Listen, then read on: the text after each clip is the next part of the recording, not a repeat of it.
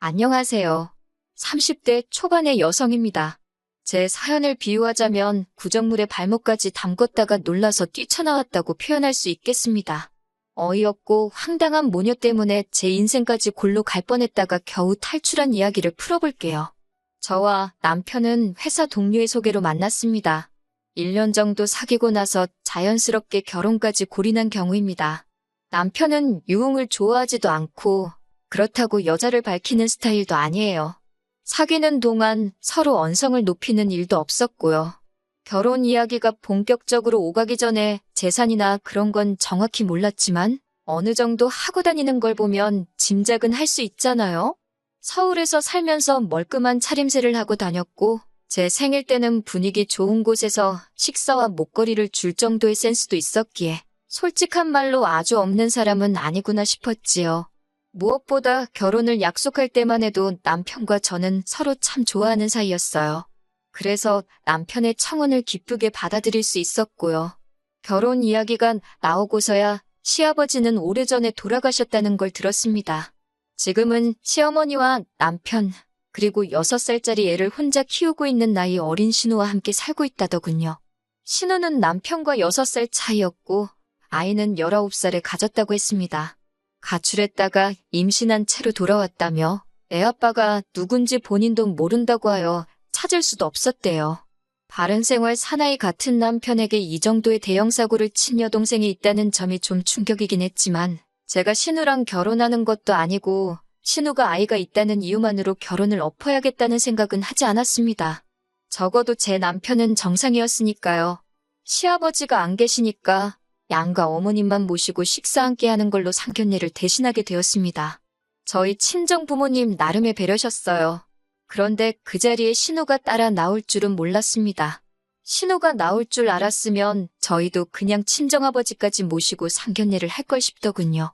아무튼 상견례 자리에 나온 신우는 시어머니가 하셔야 하는 이야기까지 자기가 나서서 하고 있었습니다. 누가 보면 신우가 저를 며느리로 보는 줄 알 정도였어요. 집은 어떻게 할 거냐, 혼수랑 예단은 어떻게 할 거냐, 어찌나 꼬치꼬치 따지던지 어이가 다 없더군요. 결혼도 안 해본 한참 어린 신우가 너무 나대니 솔직히 꼴싸 나왔습니다. 거기다 신우 애가 얼마나 정신사납게 돌아다니는지 행여 넘어지진 않을까 신경이 쓰여 죽겠더라고요. 그때 결국 저희 친정어머니께서 시어머니께 부모하고 당사자들끼리만 대화를 하는 게 좋겠다고 다시 자리를 잡자고 하시더군요. 그제서야 남편이 신우에게 그만 좀 나대라고 화를 냈습니다. 시어머니도 신우에게 밖에서 기다리던지 조용히 하던지 하라고 한 말씀 하셨고요.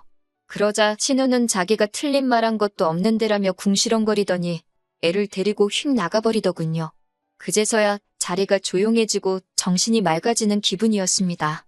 또한 남편과 시어머니의 반응을 봤을 때 신우가 설치기는 해도 모든 일을 좌지우지하지는 못하는구나 싶어서 다행이다 싶었고요. 시어머니의 말씀에 의하면 돈이 여기저기 묶여 있어서 한 번에는 못 준다며 저희 쪽에서 먼저 1억을 해올 수 있냐고 물었습니다. 당신들은 5천에 자동차와 혼수를 해오겠다면서요. 언뜻 계산해봤을 때 혼수와 자동차만 해도 어차피 5천은 넘겠다 싶었고 그럼 거의 반반 결혼이 되겠다 싶었습니다. 그래서 그렇게 하는 쪽으로 이야기가 되었어요. 집은 최대한 양가에서 도와준 범위 내에서 준비하기로 했습니다. 저와 남편이 각자 모아둔 돈은 각자 알아서 관리하기로 했고요. 결혼식 비용은 손님들이 주실 축의금으로 대부분 충당이 가능할 것 같았고 부족한 부분 역시 반반 부담하기로 했습니다. 모든 것이 매끄럽고 원만하게 흘러가서 결혼 후 제 앞날도 순탄하기만 할 줄 알았습니다. 그런데 인생은 정말이지 예측 불가였어요. 신우는 계속해서 저희 결혼식장에서 자기 애를 화동으로 세우라고 고집을 피웠습니다. 하지만 상견례 때 정신사납게 뛰어다니는 걸 봐서인지 정말 내키지 않더라고요. 남편에게 신우 좀 말려보라고 했지만 지난번과 달리 남편은 그냥 한 번 시켜주고 평생 생색내면 되지 않겠냐는 식이더라고요. 거절할 이유도 마땅치 않고 애한테 좋은 추억이라도 만들어주자는 말에 결국 알겠다 승낙을 했습니다. 하지만 결혼식 당일날 저는 기절하는 줄 알았습니다. 하동이 하얀색 원피스 입는 거야 그렇다 치지만 신우가 하얀색 원피스를 입고 올 줄은 몰랐어요.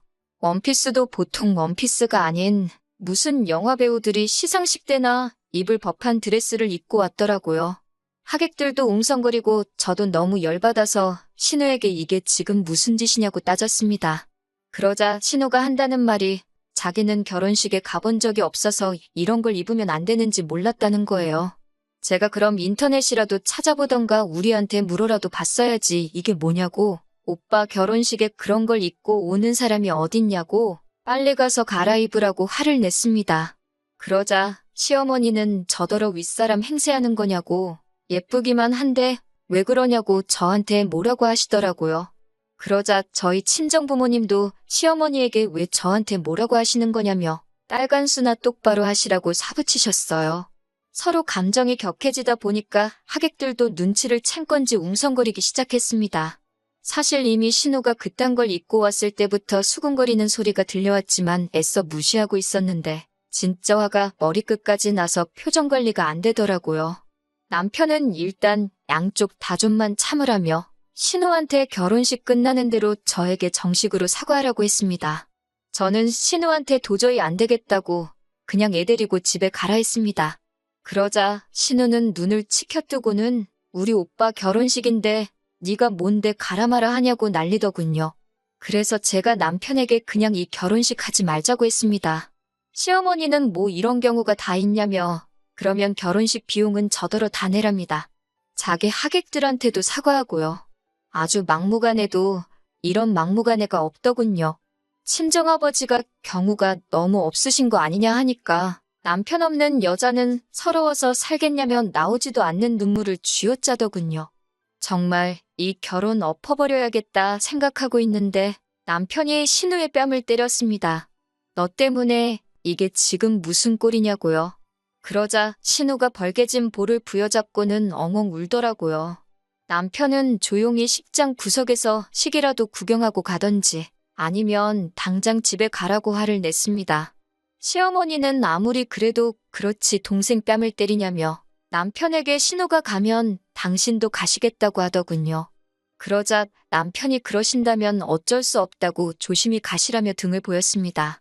이런 남편을 보고 있으니 저도 마음이 좀 누그러졌고 친정부모님의 화도 조금 진정이 되신 눈치였어요.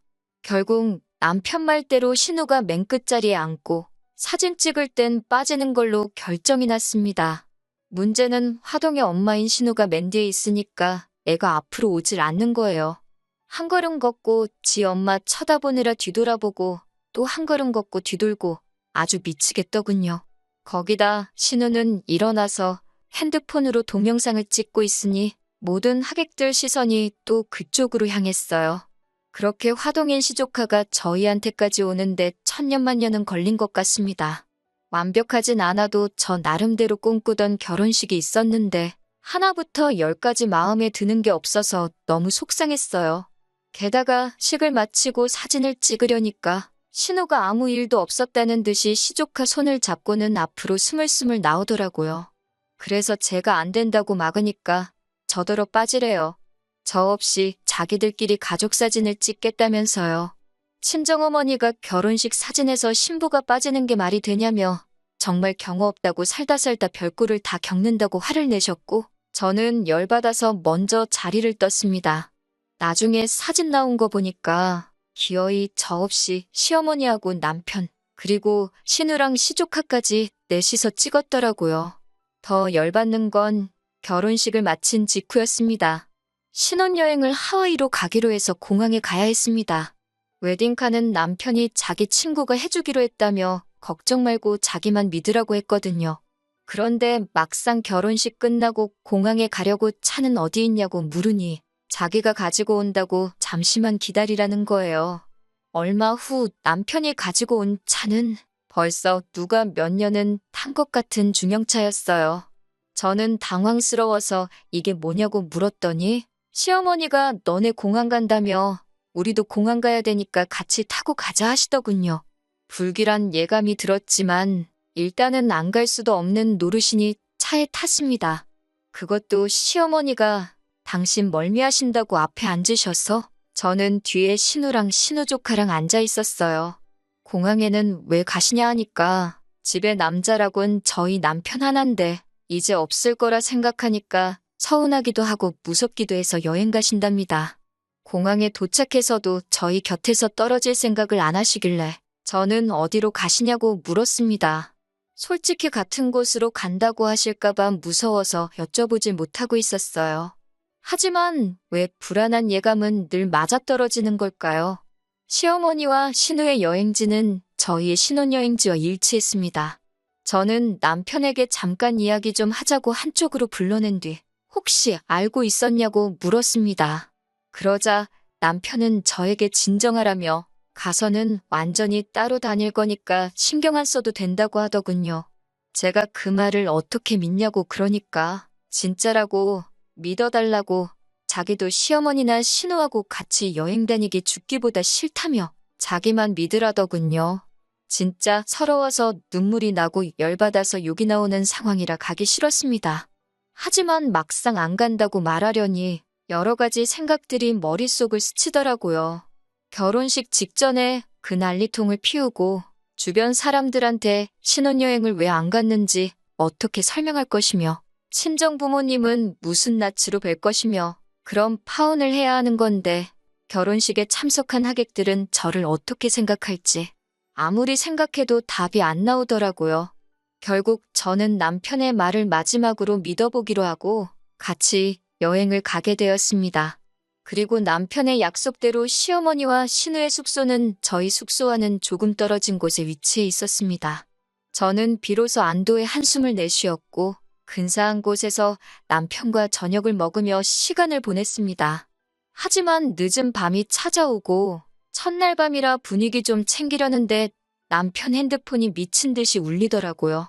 남편은 샤워 중이었기에 제가 전화를 받았더니 벌써 잘 준비를 하냐면서 여기 경치도 좋은데 맥주나 한잔 하러 가자고 신우가 그러더라고요. 그래서 어른들이 맥주를 마시러 가면 시조카는 어쩌냐고 물었습니다.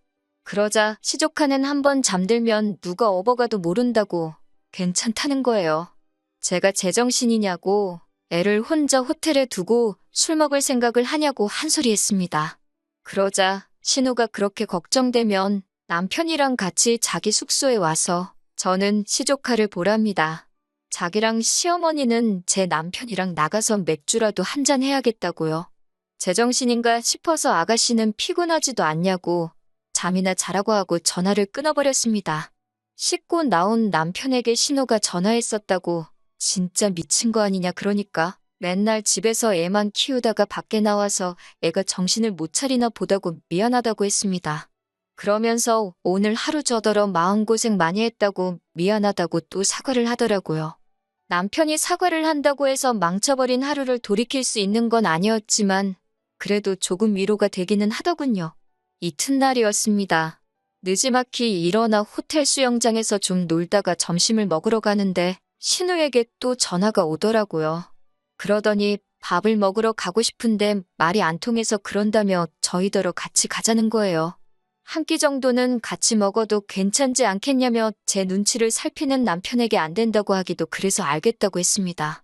밥을 다 먹고 나서 당연하다는 듯 신우랑 시어머니는 먼저 자리에서 일어났고 계산은 저희가 했습니다. 한 끼 사줄 수도 있는 거고 그걸로 기분이 나쁘진 않았습니다. 문제는 그 이후에 발생했어요. 신우가 밥도 다 먹었고 이제 어디 갈 거냐고 물었습니다. 계획대로라면 저와 남편은 하와이 특산품도 사고 쇼핑도 하려고 했는데 왠지 사실대로 말하면 신우랑 시어머니가 따라올 것 같았습니다. 그래서 제가 어머님이랑 아가씨는 저희 신경 쓰지 마시고 즐거운 시간 보내시라 했어요. 그런데 남편이 눈치 없이 우리는 쇼핑 갈 건데 같이 가겠냐고 묻더군요. 제가 남편을 쳐다보니까 쇼핑몰이 얼마나 큰 줄 아냐면서 그 안에서 따로 다니면 된다는 거예요. 울며 겨자 먹기로 쇼핑몰도 같이 갔습니다. 솔직히 이때부터는 저도 한국 가서 단판을 지어야겠다는 마음이어서 표정 관리가 전혀 되지 않았습니다. 그러다 명품 매장에 가게 되었어요.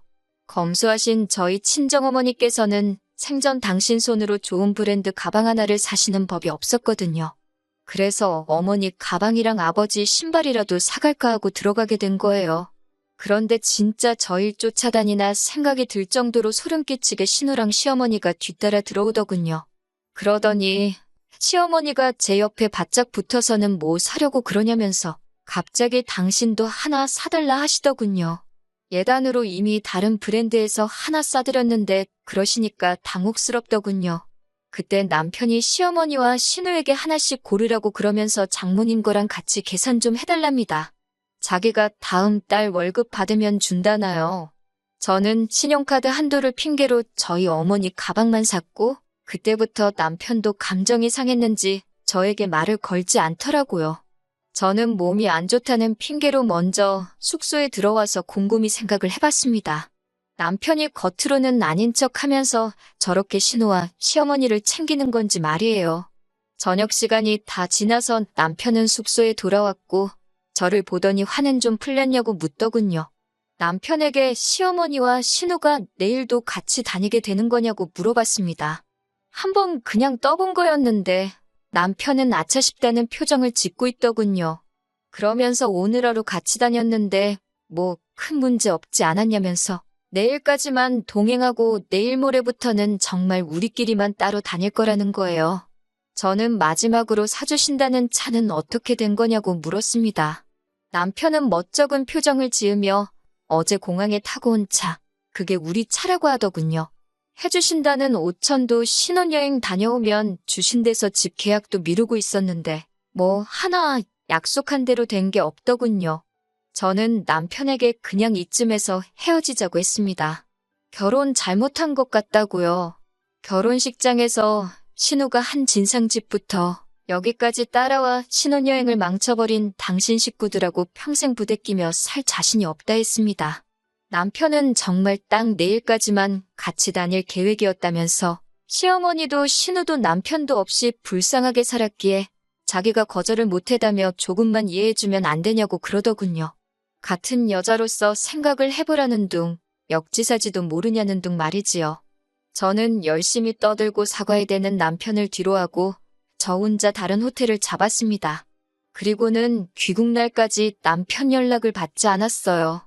분이 풀리지가 않아서 어떻게 골탕을 먹일까 하다가 호텔은 남편이, 비행기 표는 제가 결제했다는 사실이 기억났습니다. 저는 제 티켓 날짜는 하루 당겨놓고 남편 티켓은 취소해버렸습니다. 한국에 돌아오자마자 핸드폰 번호를 바꾼 뒤 친정어머니 핸드폰으로 남편에게 전화를 걸어봤습니다. 전화를 받은 남편은 전화 건 사람이 저라는 걸 알고는 악을 쓰더군요.